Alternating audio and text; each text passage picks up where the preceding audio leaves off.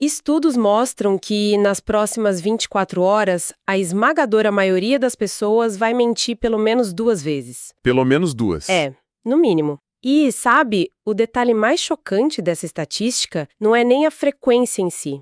É o fato de que, se a humanidade decidisse subitamente parar de fazer isso e dissesse apenas verdades absolutas, a nossa sociedade civil entraria em colapso completo antes mesmo da hora do almoço. Bom, bem-vindos ao nosso mergulho profundo. Essa é uma excelente forma de enquadrar o problema, porque, bom, subverte totalmente o que nos é ensinado desde a infância. A gente aprende a ver a verdade como um pilar absoluto, né? E a mentira como uma falha de caráter bem binária, tipo, ou você é bom ou é ruim. Exatamente. Mas quando examinamos o comportamento humano através de lentes científicas, descobrimos que a biologia não se importa muito com a pureza moral. E é por isso que o material de hoje é tão fascinante. Temos em mãos a extensa pesquisa do investigador Everton Andrade, intitulada A Mentira como Ferramenta Social. A nossa missão neste mergulho profundo para quem nos ouve é explorar um paradoxo gigantesco. A ideia de que a mentira não é apenas um desvio ético. Longe disso. Pois é, ela é na verdade uma ferramenta biológica, sociológica e evolutiva que é essencial para a sobrevivência da nossa espécie. Certo, vamos desempacotar isso, porque é um conceito que vira nossa bússola moral de cabeça para baixo. Vira completamente. A ciência moderna, desde a neurociência de ponta, que mapeia impulsos elétricos, até aquela sociologia computacional que analisa o comportamento em rede, ela aponta para um consenso inegável. Que seria o fato de que editamos a realidade, certo? Exato. O ser humano é, por natureza estrutural, um animal que edita a realidade o tempo todo. E para que o nosso ouvinte possa compreender a engrenagem oculta da sociedade, não adianta olharmos primeiro para as grandes interações sociais.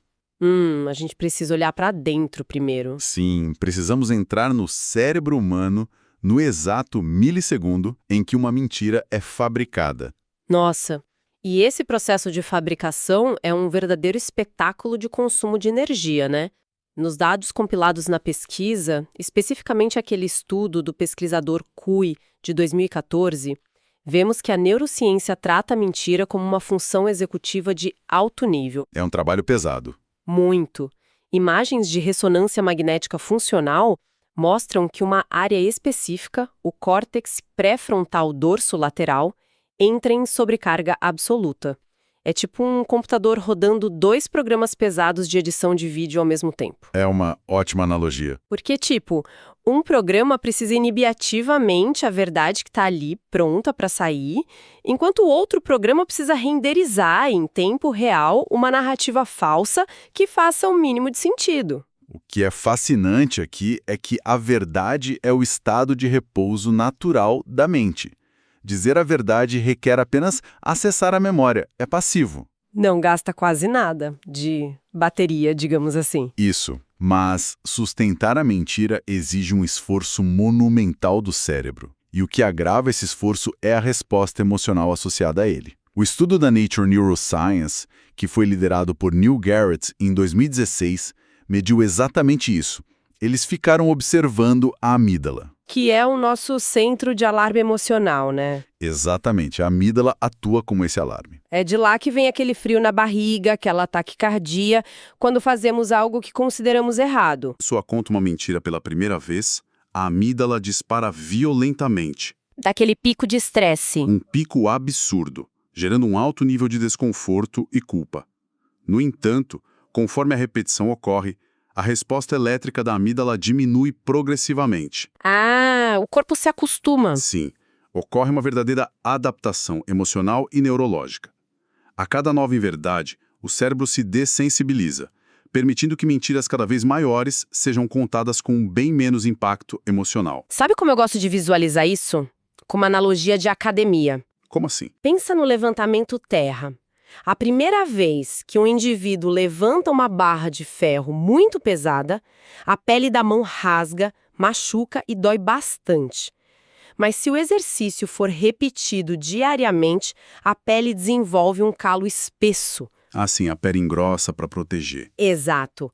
A amígdala faz exatamente o mesmo. Ela cria um calo moral. Mentiras gigantescas passam a não doer absolutamente nada, porque o tecido emocional engrossou. Mas olha, isso gera um questionamento inevitável para a gente debater. Qual seria? Se mentir exige um gasto de energia tão colossal do córtex pré-frontal, que a gente viu que é enorme, por que a evolução não simplesmente deletou esse comportamento ao longo dos milênios? Por que a nossa espécie nasce programada para criar esse calo? Essa é a charada evolutiva central. E para resolvê-la, a gente precisa olhar para as fases mais vulneráveis da vida humana. As atualizações de 2026 em Biologia do Desenvolvimento revelam algo incrível sobre os bebês. Aquela parte do choro, eu fiquei chocada com isso. É fascinante. Bebês de até 1 ano de idade já dominam o que a literatura chama de choro falso.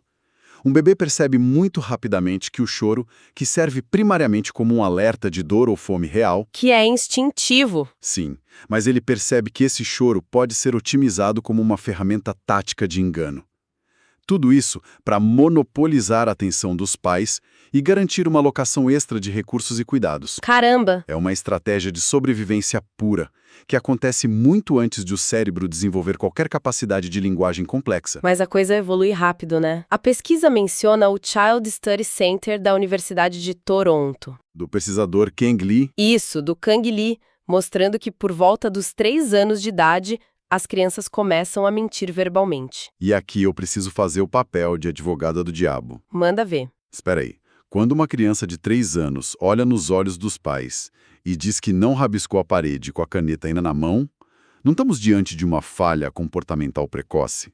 Tipo, ela não está sendo má? A intuição de muita gente diz que sim, mas a ciência cognitiva celebra esse momento, na verdade. Celebra. Sim, não é um defeito. É um marco gigantesco de inteligência chamado teoria da mente. Para que a criança consiga formular essa mentira sobre a parede rabiscada, o cérebro dela precisa primeiro processar uma epifania filosófica profunda. Que é entender que a mente dela é separada da dos pais. Exato.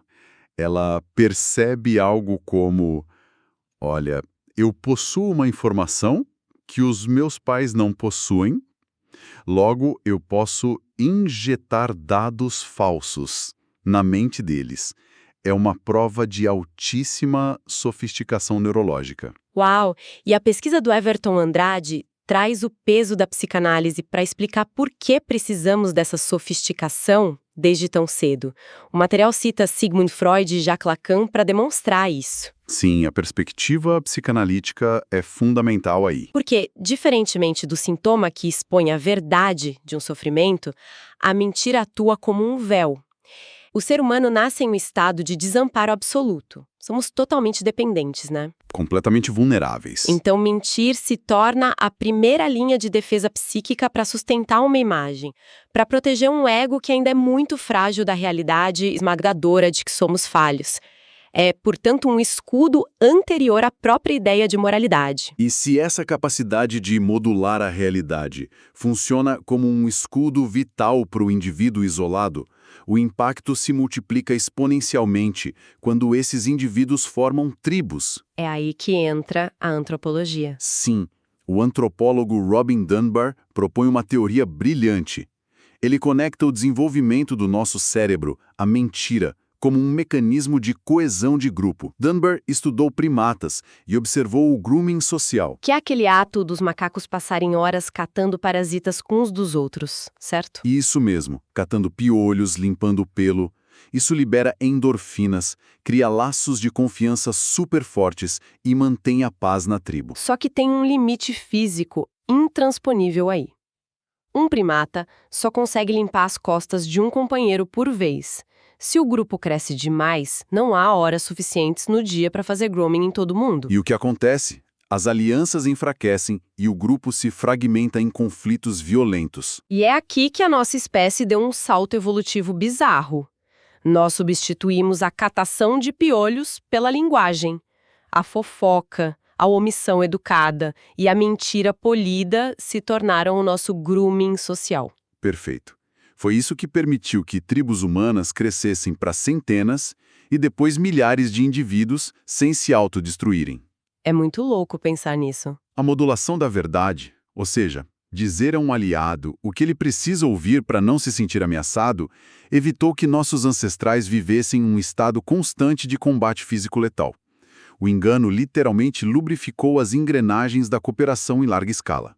Mas olha, se essa biologia nos salvou nas savanas, ela ganha contornos muito diferentes no mundo contemporâneo. Sem dúvida. Porque quando pegamos esse cérebro tribal que foi calibrado para modular verdades e manter a paz no grupo e colocamos no escritório corporativo ou numa ceia de família hoje, a gente entra no território das mentiras rotineiras e da sociologia. E a frequência diária é impressionante. Lembra daquela estatística do início? Os estudos da psicóloga Bella De Paulo confirmam aquilo. A média é de 1 a 2 mentiras diárias por pessoa. Todo santo dia. Todo dia. E essas inverdades raramente envolvem grandes esquemas complexos de corrupção. Elas se dividem basicamente em 3 categorias de sobrevivência social. A autoapresentação, que serve para inflar o ego e proteger o status, a evitação de conflitos, para escapar de julgamentos rápidos, e o altruísmo social. Que são as clássicas mentiras brancas. Isso, contadas estritamente para proteger os sentimentos de terceiros. Esse cenário nos leva diretamente ao conceito de gerenciamento de impressões do sociólogo Erving Goffman. A teoria dele sugere que a vida em sociedade é, na sua essência, uma grande performance teatral ininterrupta. Uma peça de teatro constante. Exato. As pessoas utilizam a mentira cotidiana para manter a sua máscara social no lugar. Vamos imaginar aquela situação banal de alguém perguntar: e aí, tudo bem? Numa manhã de segunda-feira. Clássico. A resposta automática é sempre tudo ótimo. Mesmo quando a pessoa está exausta, cheia de problemas em casa, é uma mentira puramente funcional. E essa funcionalidade tem raiz na economia de energia cognitiva que discutimos antes. A verdade nua e crua, nesse contexto do elevador, exigiria uma explicação longa. O engajamento emocional denso de ambas as partes. Ninguém tem tempo para isso numa segunda de manhã. Ninguém. A mentira polida atua como um atalho super eficiente. Ela preserva a paz imediata, demonstra que o indivíduo reconhece as regras de civilidade do grupo e mantém a máquina social girando sem causar atrito desnecessário. Então, o que tudo isso significa quando colocamos essa máquina social sob a lupa da ética e da filosofia? Porque, historicamente, grandes pensadores travaram batalhas intelectuais sobre essa exata questão. A filosofia adorava debater isso. Sim, Immanuel Kant, por exemplo, com o seu imperativo categórico, defendia uma postura de tolerância zero. Para Kant, a mentira nunca é justificável, nem mesmo por compaixão. Nenhuma exceção? Nenhuma. A lógica dele era estrutural. Se a mentira for socialmente aceita, toda a base da linguagem e do contrato social desmorona.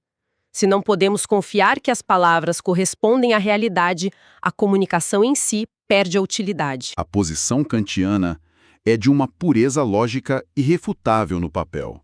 O problema é a sua aplicação prática na biologia humana, que é bagunçada.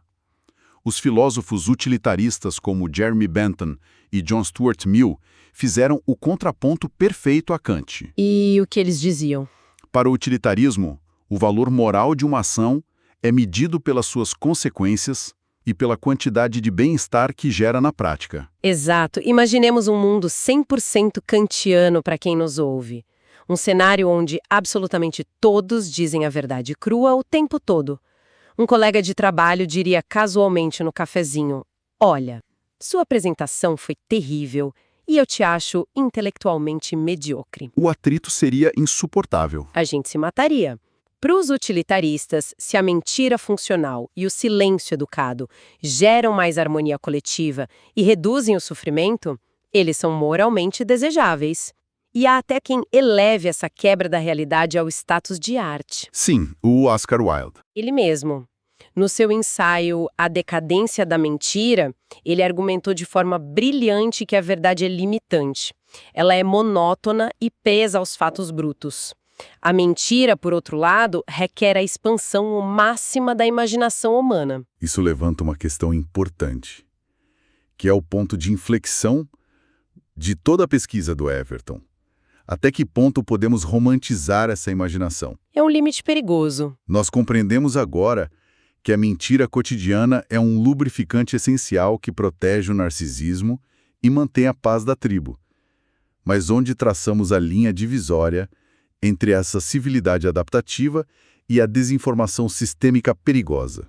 O problema moderno já não reside na pequena mentira interpessoal do cotidiano. Não mesmo. O perigo existencial surge quando pegamos essa nossa arquitetura biológica vulnerável, que foi projetada lá atrás para acreditar em fofocas, para manter alianças na savana, e a conectamos em algoritmos, bolhas digitais e inteligência artificial de escala global. Nossa, aqui é que a coisa fica realmente interessante. Porque nós deixamos o campo da filosofia e batemos de frente com os dados alarmantes da era da pós-verdade. O estudo referenciado no material, que foi publicado pela renomada revista Science em 2018, conduzido por Vosuri e a equipe dele, monitorou a difusão de dados nas redes e descobriu algo perturbador. O alcance das fake news. Sim. As mentiras digitais e fake news se espalham impressionantes 6 vezes mais rápido do que fatos verdadeiros. 6 vezes? É assustador. E a razão para isso é puramente neurológica. A mentira digital é customizada em laboratório algorítmico para invadir o nosso cérebro primitivo.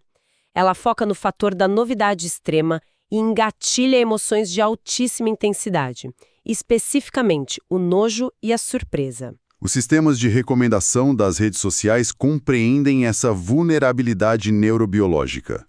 E eles a exploram ao máximo porque emoções extremas geram retenção de atenção e lucro. É o modelo de negócio deles. Exatamente. Não é por acaso que os relatórios de riscos globais do Fórum Econômico Mundial de 2024 a 2026 posicionam a desinformação no topo absoluto das ameaças à estabilidade global. O perigo número 1. E a mecânica de como o cérebro sucumbe a isso é detalhada em um artigo do New York Times de 2026. O texto explora o chamado efeito de verdade ilusória. E precisa de uma definição clara para quem nos ouve, porque é fundamental. O efeito de verdade ilusória é tipo um glitch, uma falha cognitiva onde o cérebro humano começa a registrar uma afirmação falsa como um fato comprovado. Apenas pela repetição. Isso, simplesmente porque foi exposto a ela repetidas vezes. O cérebro, coitado, confunde familiaridade com veracidade. E quando as pessoas estão isoladas dentro de bolhas digitais, consumindo a mesma inverdade milhares de vezes, as suas próprias sinapses sobre o que constitui a realidade objetiva começam a ser fisicamente remapeadas. É a biologia humana sendo hackeada em escala industrial. É um hackeamento biológico. E o abismo torna-se ainda mais profundo quando introduzimos a assimetria tecnológica na detecção desse engano. A pesquisa do Everton Andrade cita dados alarmantes sobre tendências na Nature Machine Intelligence para o período de 2025 e 2026. Sobre a nossa incapacidade de detectar mentiras, né? Sim, historicamente, os seres humanos são péssimos detectores de mentiras. Mesmo especialistas treinados como investigadores ou interrogadores não ultrapassam a marca de 54% de precisão. Gente, 54%, estatisticamente, é praticamente o mesmo que jogar uma moeda para cima e adivinhar cara ou coroa. Literalmente uma aposta. Nós somos péssimos nisso justamente porque passamos milênios treinando para acreditar uns nos outros, para garantir a coesão do grupo, como o Dunbar explicou. Mas agora, os modelos de visão computacional e inteligência artificial analisam comportamentos com 85% a 90% de precisão. A disparidade é brutal. É brutal porque enquanto o ouvido humano presta atenção na narrativa sedutora que o outro está contando, a máquina está medindo coisas invisíveis a olho nu. Os sinais biológicos. Sinais mínimos.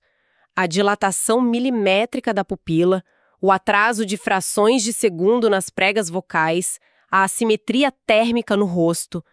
O ser humano edita a realidade, mas a máquina lê o vazamento biológico dessa edição sem o menor esforço. Se conectarmos isso ao panorama geral, a gravidade da situação atual fica muito clara. E olha, o objetivo aqui do nosso mergulho profundo não é debater inclinações políticas de forma alguma. É olhar friamente para a estrutura tecnológica que os dados nos apresentam. Exatamente. A neutralidade na análise dos sistemas.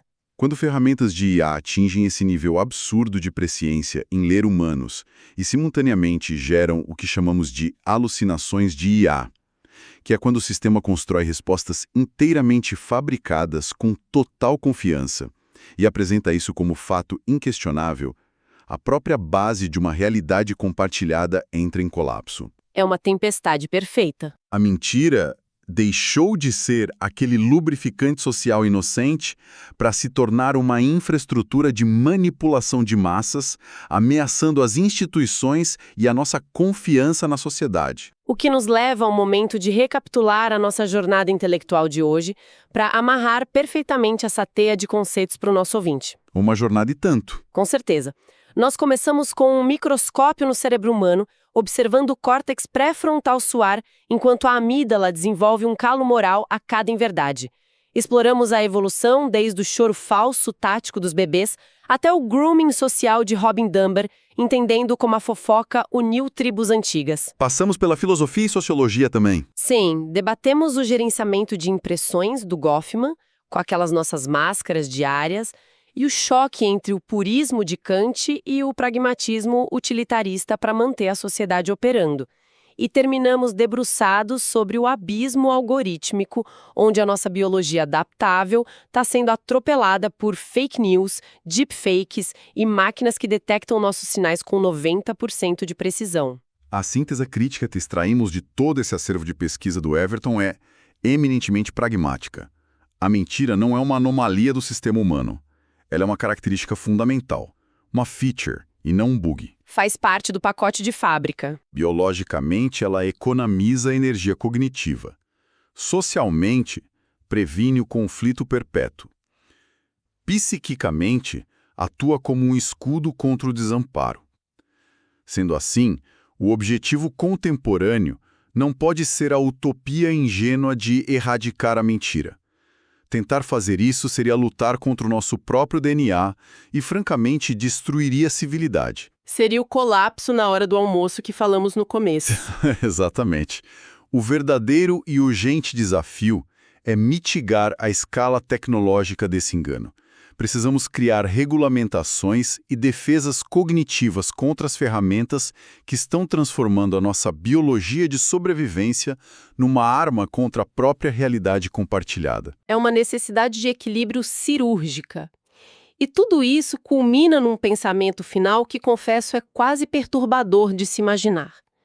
Vimos que a evolução nos programou para contar mentiras brancas, de cortesia. E também fomos programados para não sermos muito bons em detectá-las, garantindo assim a harmonia. Um acordo biológico silencioso. Mas a tecnologia está quebrando esse pacto agora. Pessoal que está ouvindo, imaginem um cenário num futuro muito próximo. Estamos num jantar com amigos ou numa reunião de trabalho. De repente, os nossos óculos de realidade aumentada ou os nossos relógios inteligentes começam a piscar discretamente. Eles nos alertam em tempo real, com 90% de precisão da IA, que a pessoa à nossa frente acabou de contar uma mentira por pura polidez. Isso seria o fim das relações casuais. É isso. Quando as máquinas retirarem o véu da civilidade e exporem cada pequena cortesia como um engano biológico, o que a gente vai fazer? Teremos que inventar novas tecnologias para bloquear os detectores e esconder a nossa natureza de novo? Ou será que a sociedade, privada do seu lubrificante social e submetida a um excesso absoluto de verdade, vai simplesmente implodir? Fica o questionamento.